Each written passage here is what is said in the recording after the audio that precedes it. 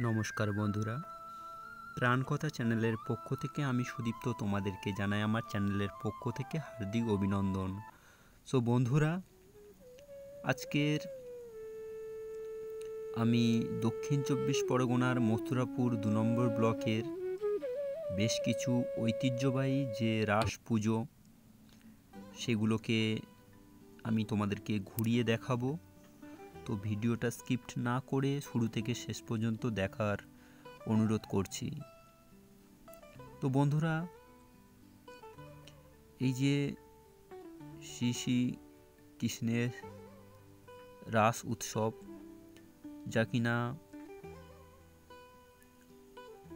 বাঙালিদের মধ্যে প্রতি বছর সাড়ম্বরে পালিত হয়ে আসছে, তো সেই শ্রী শ্রীকৃষ্ণের যে রাস উৎসব তা এই মথুরাপুর ২ নম্বর ব্লকের বেশ কিছু পুজো উদ্যোক্তারা প্রত্যেক বছর ভীষণ নিষ্ঠার সাথে করে আসছে। তো সেই পুজোগুলোকে আমি আজ তোমাদেরকে ঘুরিয়ে ঘুরিয়ে দেখাবো। তো আমরা আজ চলে এসেছি গিলাচ্ছাট। তো এই গিলাচ্ছাট যে রাস উৎসব, যেখানে আমি কিনা এখন আছি, তো এখানে আসতে গেলে মথুরাপুর স্টেশন থেকে বাসে বা অটোতে কৃষ্ণচন্দ্রপুর নামতে হবে। তো সেখান থেকে আরেকটি অটোতে এই গিলাচ্ছাট। তো বন্ধুরা, এখানে যে রাসমঞ্চ, সেই রাসমঞ্চ তার যে আলোকসজ্জা, সেই আলোকসজ্জা ভীষণই নজর কাড়া, যেটা আমরা এখন দেখা পাচ্ছি। তো এখানে বিভিন্ন স্টলের মাধ্যমে অটোমেটিকের দ্বারা বিভিন্ন ঘটনাকে তুলে ধরা হয়েছে। এখানে যে কুমোরপাড়ার গরুর গাড়ি, বোঝাই করা কলসি হাঁড়ি, যেগুলোকে আমরা বইয়ের পাতাতে পড়েছি, তা এখানে তুলে ধরা হয়েছে। তো এখানে আমরা দেখছি দোলায় গোপাল দুলছে, ছাড়া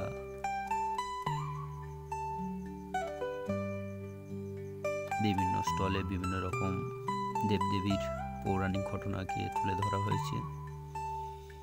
তো আমরা গিলাচ্ছাট থেকে এখন চলে এসেছি কোম্পানি টেক, যেখানে কিনা আমরা বিভিন্ন স্টলে বিভিন্ন ঘটনাকে দেখতে পাচ্ছি।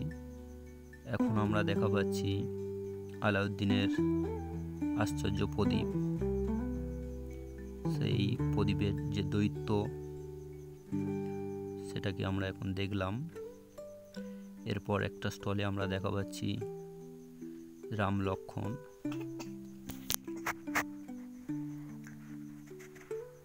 বন্ধুরা, একটি রাসমঞ্চে আমরা দেখা পাচ্ছি যে আমাদের শরীরের যে ইরা পিঙ্গলা সুষুম্না নাড়ি, এছাড়া যে সপ্তচক্র, সেটাকে এখানে তুলে ধরা হয়েছে। এছাড়া রাধা কৃষ্ণের যে যুগল মূর্তি, সেটা আমরা দর্শন করলাম। আমরা এখন মেলার বিভিন্ন দোকান ঘুরিয়ে দেখাচ্ছি। তো একটা স্টলে আমরা দেখা পাচ্ছি যে মিশরের জীবনযাপন। আরও একটা স্টলে আমরা দেখছি কৃষ্ণের ননিচুরি।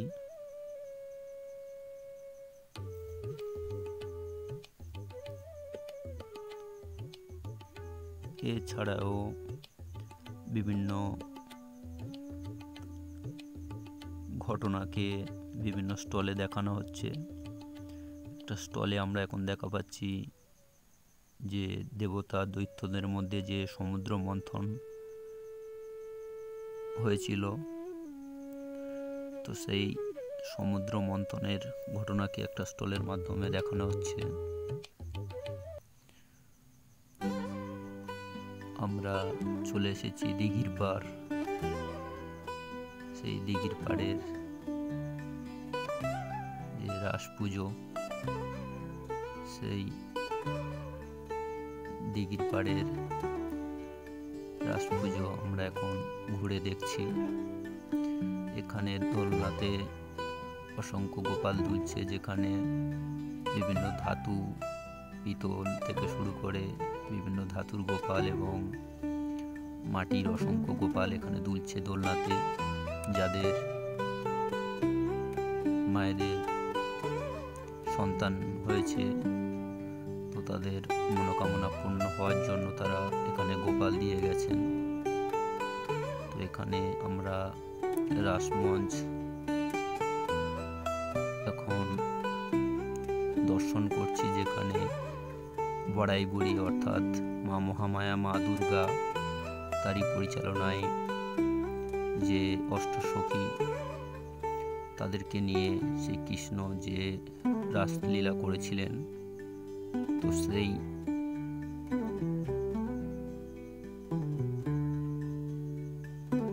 রাসলীলা আমরা এখন দর্শন করছি।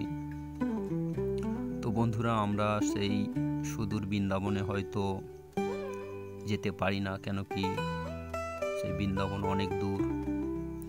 তো আমরা এই যে বিভিন্ন রাস মঞ্চ তোমাদেরকে ঘুরিয়ে দেখাচ্ছি, তো মনে হচ্ছে আমরা যেন সেই বৃন্দাবন পরিক্রমা করছি। তো এই যে পুজো উদ্যোক্তারা, তারা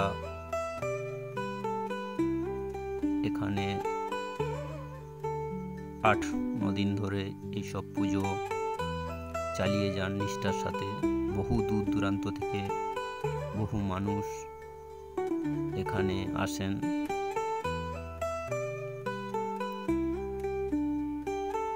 এখানে বিভিন্ন স্টলে আমরা দেখা পাচ্ছি মানুষ, তারা বিভিন্ন দেবদেবীর সাজে সজ্জিত হয়ে বিভিন্ন স্টলে তারা তাদের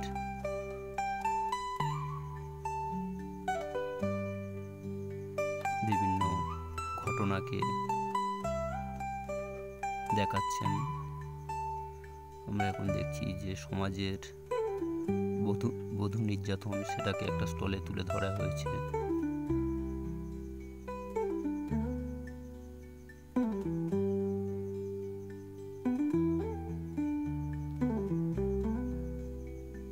বন্ধুরা, এখানে বিভিন্ন নিত্য প্রয়োজনীয় যে জিনিসপত্র থেকে শুরু করে বিভিন্ন ফাস্টফুডের দোকান, ফুচকা, এছাড়াও পানের দোকান, আইসক্রিমের দোকান, তো বহু রকমের দোকান এখানে আমরা দেখা পাচ্ছি। এছাড়াও চড়ার জন্য যে আকাশ ছোঁয়া এবং বাচ্চাদের যেসব ছোট ছোট গাড়ি হয় চড়ার, সেগুলোর ব্যবস্থা এখানে করা হয়েছে। তো বন্ধুরা, আমরা এখন চাপলার রাস পুজো উপভোগ করছি। এখানে দেখছি একটা বিয়ে বাড়ির ঘটনাকে মাটির মূর্তির মাধ্যমে দেখানো হচ্ছে, যেখানে আমরা দেখা পাচ্ছি যে একটা বিয়ে বাড়িতে যা কিছু হয় সেগুলোকে এখানে তুলে ধরা হয়েছে। বিশেষত সেই বৈদিক যুগ থেকে আমাদের সনাতন হিন্দু শাস্ত্রে যে এক মাঙ্গলিক অনুষ্ঠান বিবাহ, সেই বিবাহ অনুষ্ঠান যেমনভাবে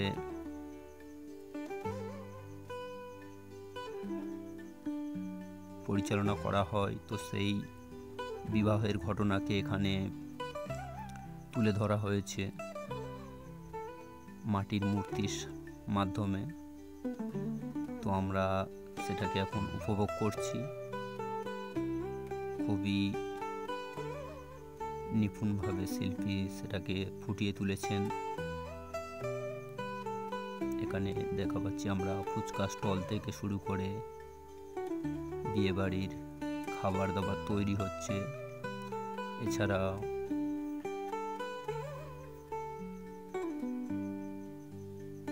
যে বিয়েবাড়ির লোকজন খাওয়া দাওয়া করছে সেটাকে এখানে তুলে ধরা হয়েছে।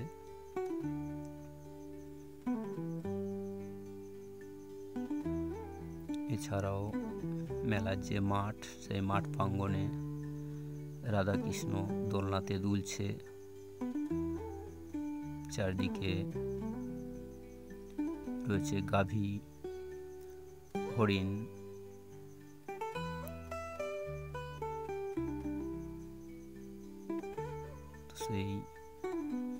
সেগুলো আমরা এখন দর্শন করলাম। বন্ধুরা, ভিডিওটা শুরু থেকে শেষ পর্যন্ত দেখার জন্য সবাইকে অসংখ্য ধন্যবাদ। প্লিজ তোমরা চ্যানেলটাকে সাবস্ক্রাইব করে নিও। ধন্যবাদ।